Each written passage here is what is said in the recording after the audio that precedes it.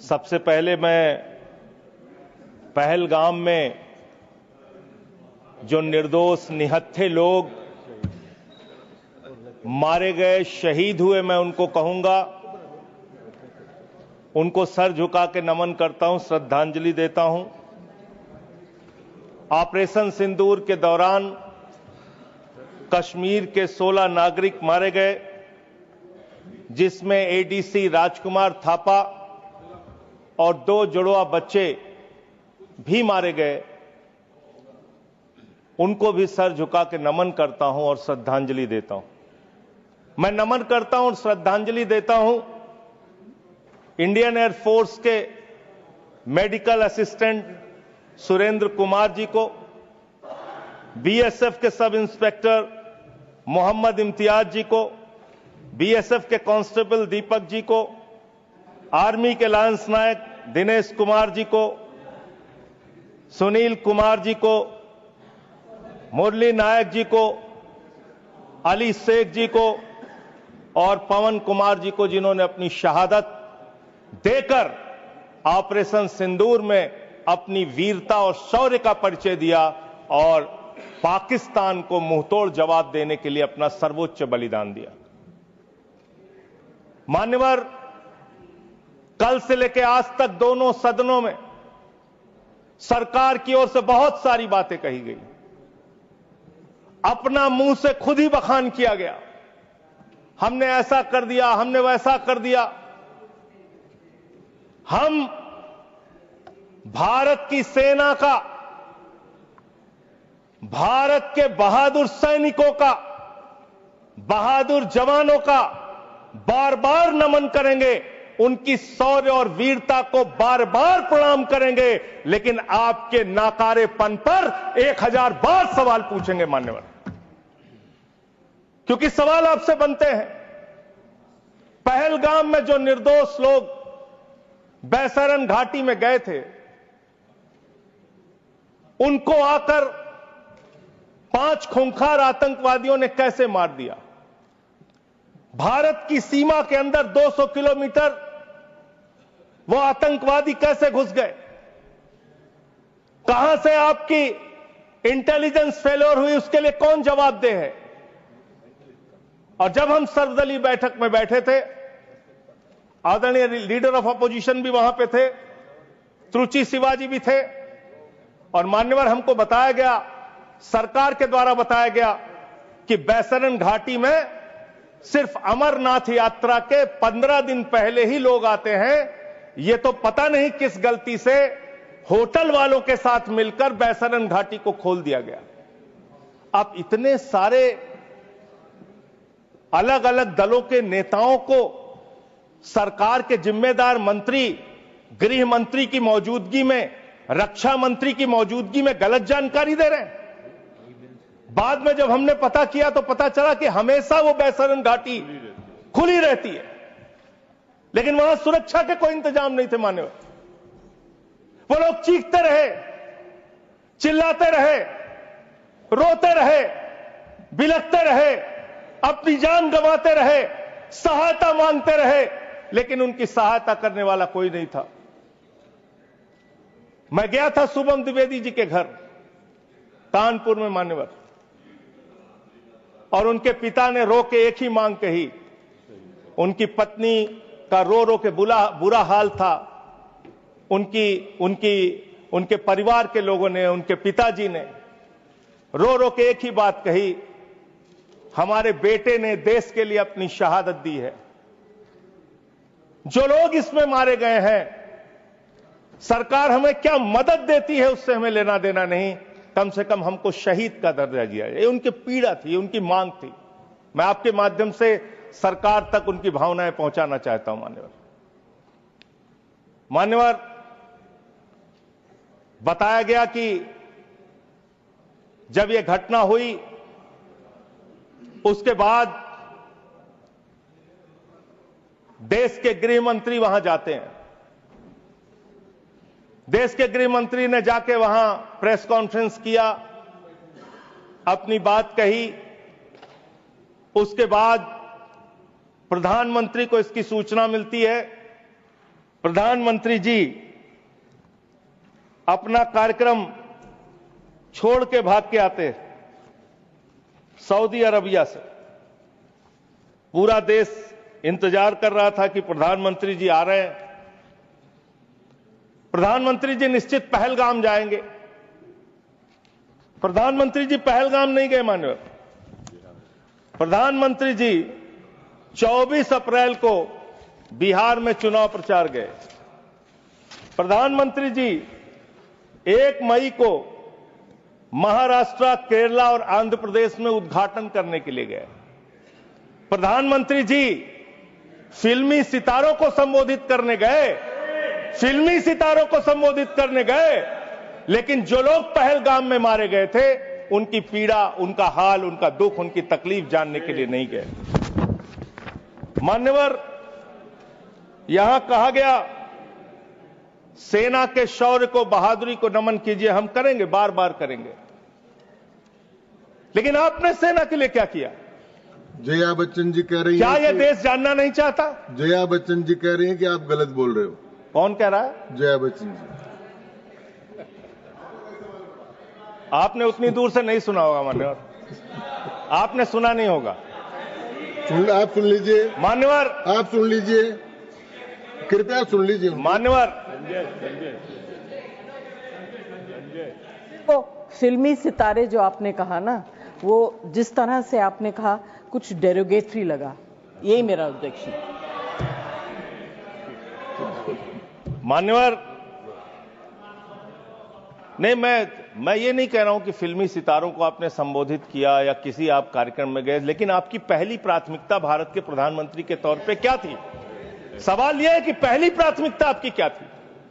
पहली प्राथमिकता थी देश में आते, बिहार का चुनाव छोड़ते, पहले आप पहलगाम जाते। पहले आप उस घटना स्थल पे जाते। हमारा सवाल यह है, अभी त्रुचि शिवाजी बहुत दुखी थे, कह रहे थे प्रधानमंत्री कहां हैं, सदन में क्यों नहीं आए, प्रधानमंत्री कहां हैं, प्रधानमंत्री कहां हैं? अरे शिवाजी, वो अवतार है, इंसान नहीं है। वो अवतार है, कृपया इधर भगवान है, अदृश्य। इधर देखें, अदृश्य नहीं, कल तमिलनाडु में ही थे अभी सर ये बड़े परेशान है कि प्रधानमंत्री जी सदन में नहीं आए।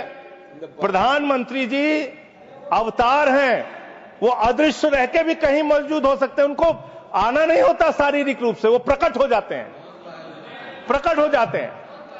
नॉन बायोलॉजिकल है सर वो, तो इसलिए प्रधानमंत्री कभी नहीं आते ऐसे मसलों पे।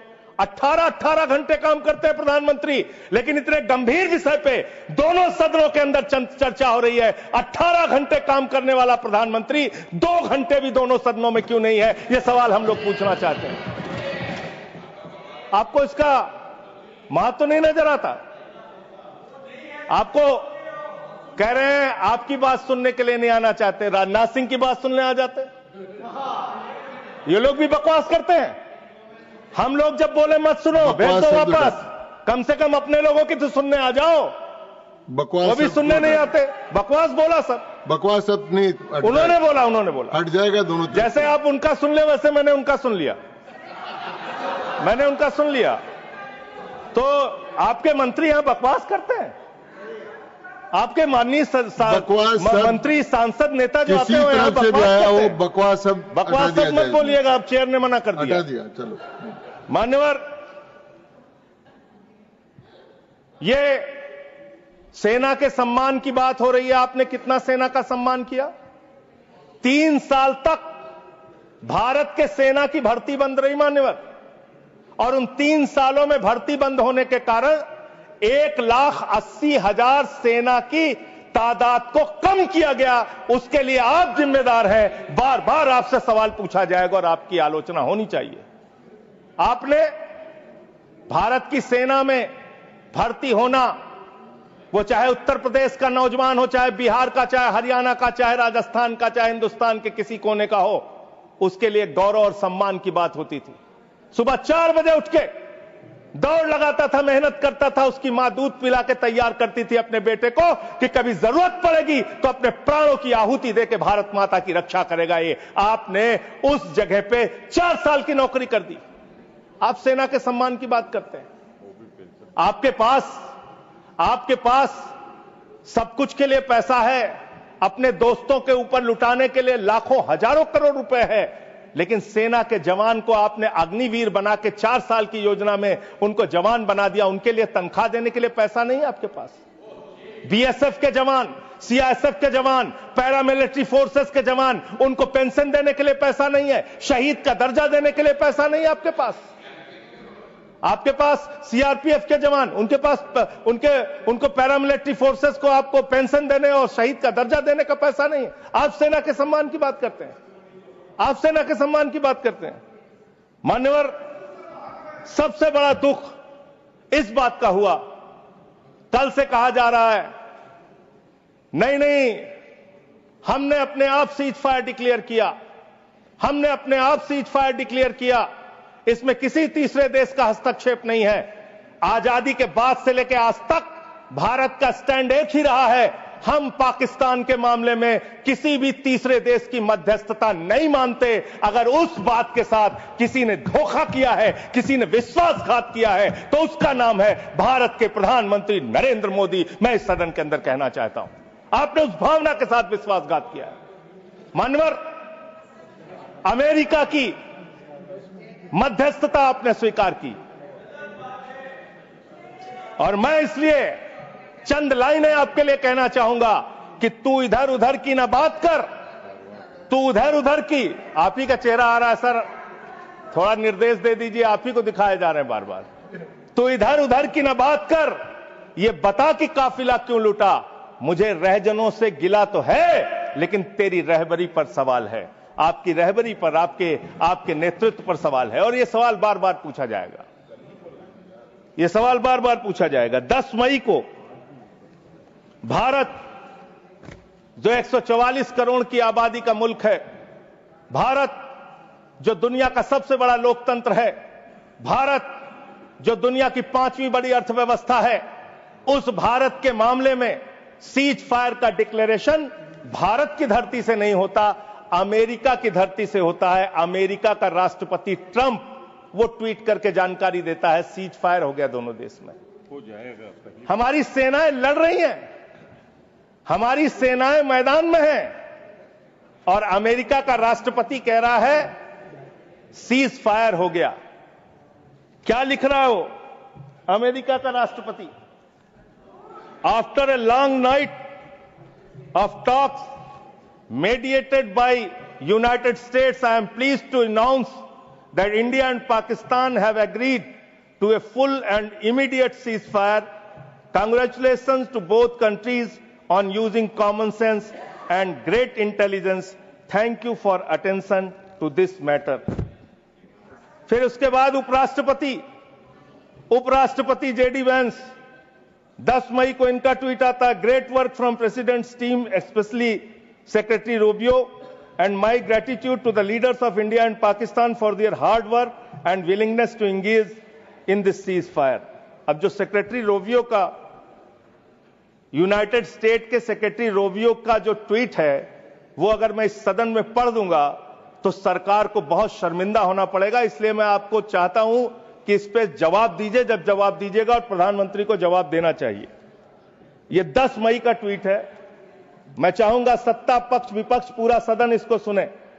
Over the past 48 hours vice president Vance and I have engaged with the senior Indian and Pakistani officials including prime ministers Narendra Modi and Shehbaz Sharif, external affairs minister Subrahmanyam Jaishankar, Chief of Army Staff Asim Munir, and National Security Advisors Ajit Doval and Asim Malik. I am pleased to announce the governments of India and Pakistan have agreed to an immediate ceasefire and to start talks on a broad set of issues at a neutral site.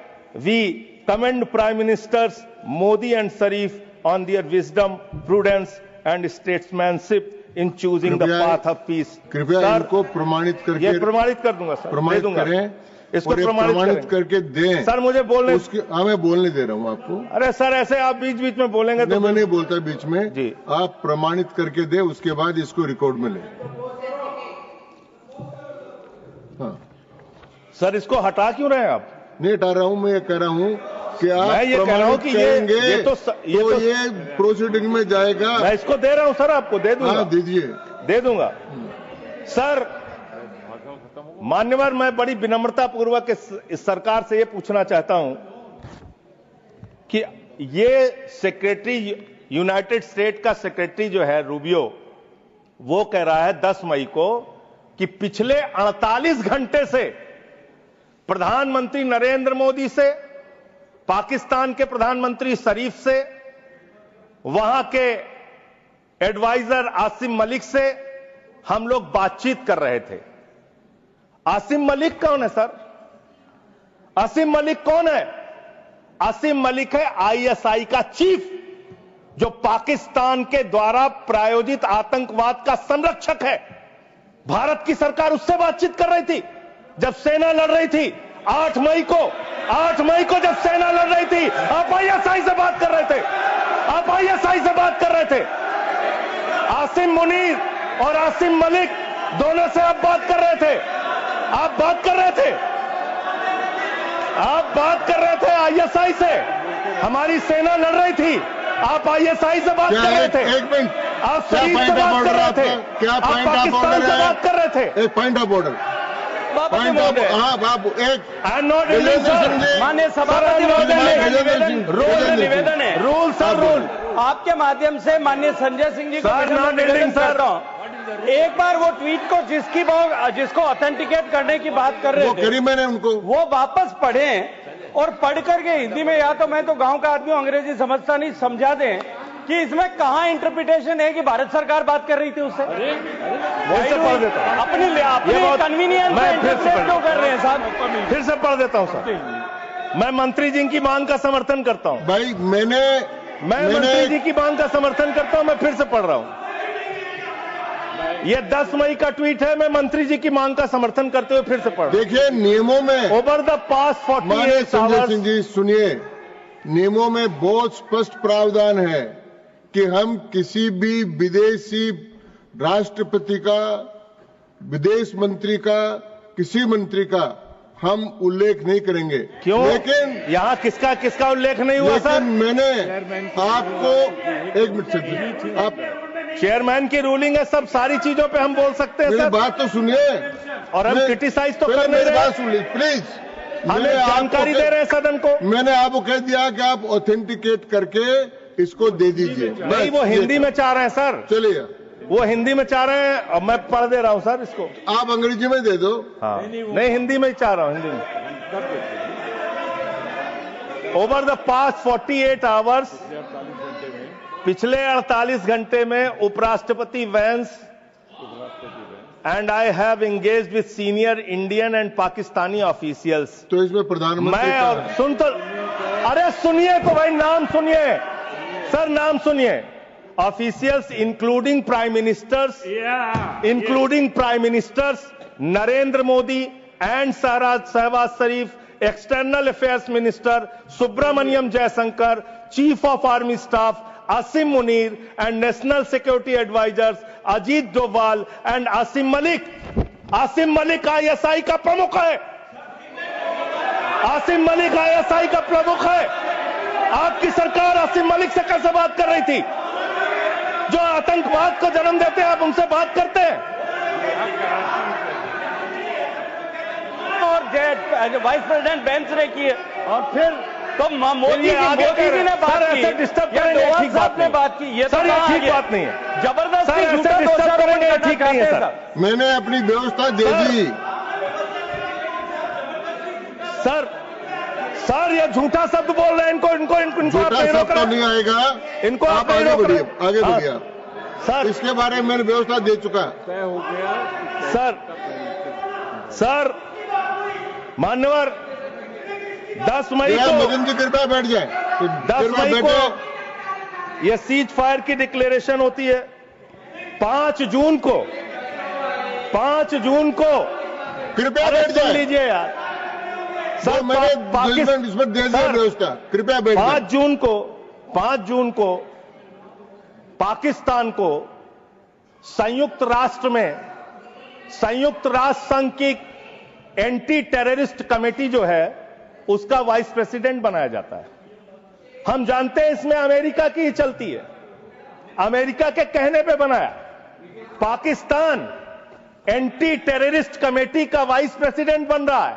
वो पाकिस्तान जिसने 10 साल तक Osama bin Laden को अपने घर में छिपा के रखा, वो पाकिस्तान जहां मसूद अजहर है, वो पाकिस्तान जहां हाफिज सईद है, वो पाकिस्तान जिसने ताज पे हमला किया मुंबई में, वो पाकिस्तान जिसने संसद पे हमला किया, वो पाकिस्तान जिसने अक्षरधाम किया, वो पाकिस्तान जिसने उड़ी किया, वो पाकिस्तान जिसने पुलवामा किया, वो पाकिस्तान जिसने लाल किले पे हमला किया, वो पाकिस्तान जो हिंदुस्तान में आतंकवाद फैलाता है, पहलगाम की घटना को अंजाम देता है। आप कह रहे हैं वो पाकिस्तान आपसे गिड़गिड़ाया, आप मान गए। अरे मान्यवर, वो हमारी बहनें भी तो गिड़गिड़ा रही थी, वो आतंकवादी तो नहीं माने, आप कैसे मान गए? वो बहनें भी तो गिड़गिड़ा रही थी मान्यवर, वो भी तो कह रही थी आतंकवादियों के सामने कि मत मारो मेरे पति को, मत मारो, लेकिन मारा उन्होंने। आप कह रहे हैं पाकिस्तान का डीजीएमओ बात कर गया, पाकिस्तान के डीजीएमओ ने कह दिया कि अब हम आगे कोई घटना नहीं करेंगे। आप मान गए उनकी बात? जिन्होंने संसद पे हमला किया, जिन्होंने लाल किले पे हमला किया, जिन्होंने मुंबई के ताज पे हमला किया, जिन्होंने अक्षरधाम पे हमला किया, जिन्होंने पहलगाम किया, जिन्होंने उड़ी किया, आप उनकी बात मान गए? पुलवामा किया, और पुलवामा मान्यवर, आप सेना के सम्मान की बात करते हैं मान्यवर। 19 जून को अमेरिका ट्रंप के लिए प्रचार करने मैं नहीं गया था मान्यवर। ट्रंप के लिए प्रचार करने महामानव गए थे, मैं नहीं गया था।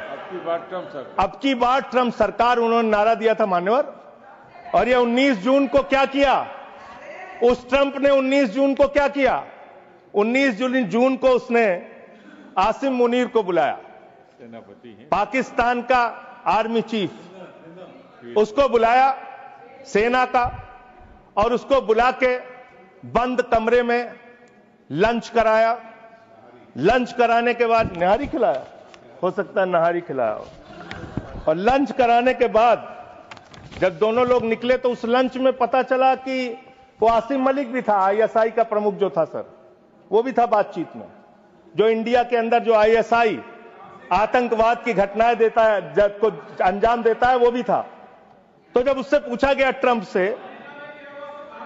What he wanted to achieve from meeting mister Munir, the US president said, well I stop the war, I love Pakistan.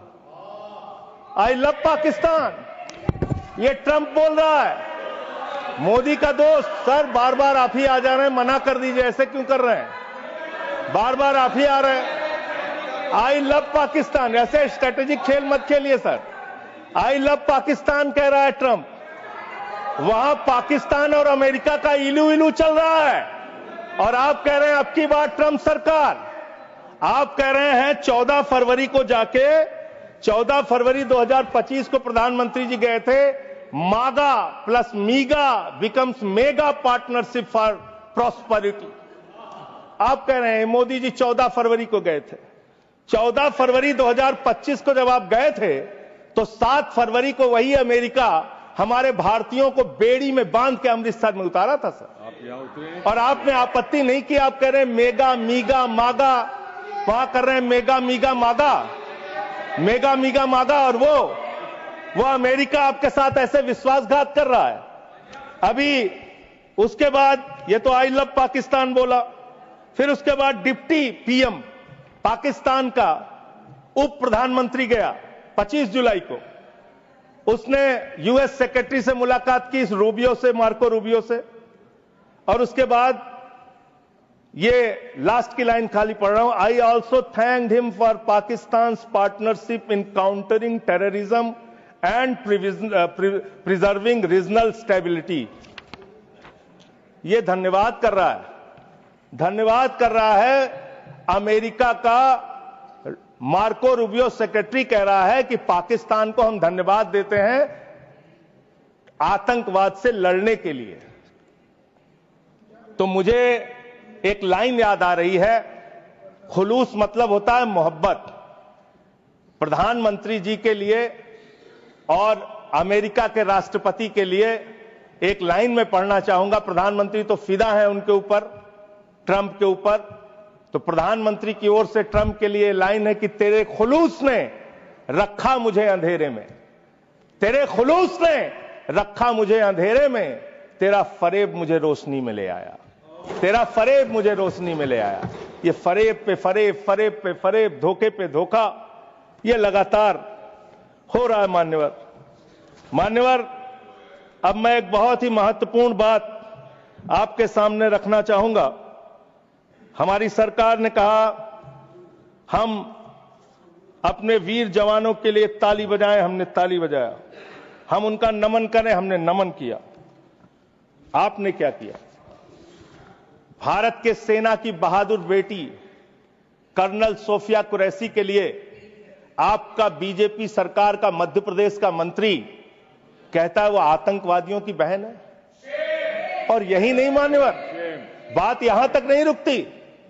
Colonel Sophia Qureshi को कहा आतंकवादी की बहन है। भारत के विदेश सचिव विक्रम मिश्री जी, उनकी बेटी के लिए सोशल मीडिया पे इतनी ज्यादा आपत्तिजनक बातें लिखी गई, सरकार ने कोई कार्रवाई नहीं की और विदेश सचिव को अपना ट्विटर का अकाउंट लॉक करना पड़ा। आप अपने लोगों को सुरक्षा नहीं दे पाते, आप अपने लोगों को सुरक्षा नहीं दे पाते। और इतना ही नहीं मान्यवर, जो हिमांशु नरवाल जी की विधवा थी, बेवा पत्नी, उसने सिर्फ इतना कहा कि आतंकवाद को आतंकवाद के तरीके से निपटिए, लेकिन देश में अमन और शांति रखिए, कोई आपस में इसको लेकर सांप्रदायिक दंगे फसाद लड़ाई झगड़े ना हो। इसमें कौन सी गलत बात कह दी? आप तो खाली ताक में रहते हैं हर मौके का फायदा उठाने के लिए। पहलगाम की घटना हुई मान्यवर, हम लोग श्रद्धांजलि अर्पित कर रहे थे और भारतीय जनता पार्टी के ट्विटर हैंडल से, मैं पूरी जिम्मेदारी से कह रहा हूं, अगर मैं गलत कह रहा हूं तो राष्ट्रीय अध्यक्ष जी यहां बैठे हैं बीजेपी के, मना कर देंगे। उन्होंने क्या पहला ट्वीट क्या आया?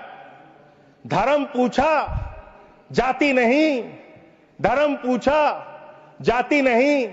और जो कथावाचक मारे जा रहे हैं हमारे उत्तर प्रदेश में, वहां तो जाति पूछ के मार रहे हैं, जाति पूछ के मार रहे हैं, मंदिरों में घुसने नहीं दे रहे हैं, जाति पूछ के मार रहे हैं। ये भी तो हो रहा है इस देश के अंदर। इसलिए आप विषय पर बोलिए। माननीय सदस्य, बोल रहा हूं सर। नहीं, विषय नहीं, ये सर, विषय नहीं है ना, ये विषय है सर, ये विषय नहीं है। हाँ, आप विषय पर बोलिए सर, विषय यही है। नरवाल और आप एक बात मैं कह सकता हूं सर, विदेश सचिव का नाम नहीं लिखे, मंत्रालय का नाम लिखे। ये काहे के लिए? ये है सर, हम ऑफिसर्स, अच्छा चलिए ठीक, जो आपको ठीक लगे सर, जैसे आपने ऑफिसर्स का नाम सर, नहीं ले सकते। नो, चलिए सर, नो सर, वैसे मैं एक बात कह सकता हूं और सरकार को इसको ध्यान देना चाहिए सर। मैं बड़ी गंभीरता से इस बात को कह रहा हूं। आप गोदी मीडिया से अपनी चाटुकारिता दिन रात करवाना चाहते हैं, करवाइए, कोई हमें दिक्कत नहीं है, वो लोग करेंगे ही। लेकिन जब युद्ध का समय है, लड़ाई का वक्त है, इतने गंभीर समय में है, ऐसे समय में आप ऐसे समय में झूठी खबरें वहां पे चलवा रहे हैं, झूठी खबरें चलवा रहे हैं। लाहौर में घुस गए, इस्लामाबाद में घुस गए, यहां कराची में कब्जा हो गया, रावलपिंडी में कब्जा हो गया। अरे भाई, ऐसे वक्त में हमारी सेनाएं लड़ रही होती हैं, उनको सही जानकारी सारी चीजों की होती है, परिस्थितियों का। आप उनके जीवन को संकट में डाल रहे हैं। कौन कहां लड़ रहा है, किस पोजीशन पे है, आप दुनिया भर की जो भी मन हो रहा खबरें चलाए जा रहे हैं मीडिया पे, तो इस पर भी रोक लगनी चाहिए। तीसरी बात, यहां पे चाइना की भी बात हुई। चाइना ने पूरी तरीके से पाकिस्तान का साथ दिया, पूरी तरीके से मिसाइल दिया, लड़ाई में हर तरीके से उनका साथ दिया, हर तरीके से पाकिस्तान का साथ देने का काम चीन ने किया, हर तरीके से पाकिस्तान का साथ देने का काम अमेरिका ने किया। और आप क्या कर रहे हैं चीन के साथ? मैंने कल देखा, मैंने सोचा मान्यवर कि चलिए इसी को देखते हैं। गलवान घाटी में जब हमारे जवान शहीद हुए, उसके बाद हमने चीन से अपने कैसे रिश्ते किए, आपने क्या किया, यह पूरे देश को जानना चाहिए और खास तौर से आपके समर्थकों को। 2020 के घटना के बाद गलवान घाटी में जब हमारे जवान शहीद हुए, उसके बाद आपने 4,83,033 करोड़ रुपए का आयात चीन से किया। 2021-22 में आपने 7,10,148 करोड़ रुपए का व्यापार चीन से किया, आयात चीन से किया। 2022-23 में 8,03,533 करोड़ का आयात चीन से किया। 2023-24 में 8,38,442 करोड़ रुपए का आयात चीन से किया। 2024-25 में 9,41,718 करोड़ रुपए का आयात चीन से किया। आप चीन को लाखों करोड़, 37 लाख करोड़ रुपए पिछले 5 सालों में आपने 37 लाख करोड़ रुपए का सामान चीन से भारत में आयात किया। आप चीन को रुपया पे रुपया, लाखों करोड़ कमा रहे हैं। माननीय सदस्य, आप हर एक चीज में रोकेंगे सर। इसमें मैं तो ये आंकड़ा बिल्कुल ये रिलेवेंट नहीं है। आप ये बोलिए। रिलेवेंट है, मैं बता रहा हूं सर मैं बता रहा हूं सर, इसको लीजिए आप सर। ये एम्बेसी ऑफ इंडिया बीजिंग, ये एम्बेसी ऑफ इंडिया भारत की एम्बेसी का ये डाटा है और वेबसाइट पे आप जा सकते हैं, चेक करा सकते हैं। ये वहां से मिला डाटा। ये 37 लाख करोड़ रुपए का आपने उनको व्यापार दिया, उनसे वहां से सामान आयात कर रहे हैं। आप चीन को लाखों करोड़ रुपए का व्यापार दे रहे हैं और चीन पाकिस्तान को मिसाइल दे रहा है। ये आपका समझौता है, ये आपका समझौता है। आप उस चीन के राष्ट्रपति को झूला झुलाते हैं और ये हमारे साथ चीन कर रहा है, ये हमारे साथ चीन कर रहा है। ये इस देश को जानना जरूरी है। पाकिस्तान को कर्जा मिलता है IMF से, वर्ल्ड बैंक से, और ये कर्जा मिलता है लगभग 3 लाख करोड़ रुपए का कर्जा उनका सैंक्शन हो चुका है, मिल जाएगा। और काफी विरोध भी किया सरकार ने, लेकिन माने नहीं वो लोग, माने नहीं। लड़ाई के समय में उनका कर्जा सैंक्शन हो रहा है और वो पैसा कहां लगेगा? आतंकवाद को बढ़ावा देने में, आतंकवाद को फैलाने में। और अंत में बस मैं सिर्फ एक रिपोर्ट पढ़ के अपनी बात को खत्म करूंगा। हिंदुस्तान में आतंकवाद बढ़ कैसे रहा है, सोर्स पहले ही बता देता हूं। क्वेश्चन नंबर 2802 लोकसभा, दिनांक 18 मार्च 2025। भारत की सरकार का जवाब है, मेरा जवाब नहीं है। इस क्वेश्चन में पूछा गया गृह मंत्रालय से कि हिंदुस्तान में कितने ड्रग्स पिछले 5 साल में पकड़े गए। इसका तो क्या संबंध है इस चर्चा से? सर अब आप इसको भी नहीं मानेंगे, सर अब आप इसको भी नहीं मानेंगे। इस चर्चा से मतलब ये जो ऑथेंटिक डॉक्यूमेंट है इसको भी आप मानेंगे नहीं? डॉक्यूमेंट का नहीं है, जिस विषय पर तो मुझे आप कंटिन्यू पर कर चर्चा, मैं समझा रहा हूं सर। संबंध नहीं है सर। ये ड्रग्स का पैसा आतंकवाद में लग रहा है, ये ड्रग्स का पैसा आतंकवाद में लग रहा है। मैं नहीं कह रहा हूं, सरकार कह रही है। ये तो सुन लीजिए, सरकार कह रही है सर, मैं नहीं कह रहा हूं।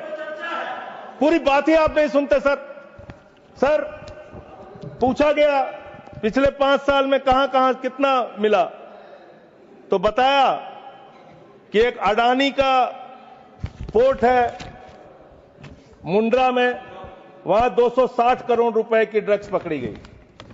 फिर बताया अडानी का पोर्ट, ये तारीख है 26 मई 2022।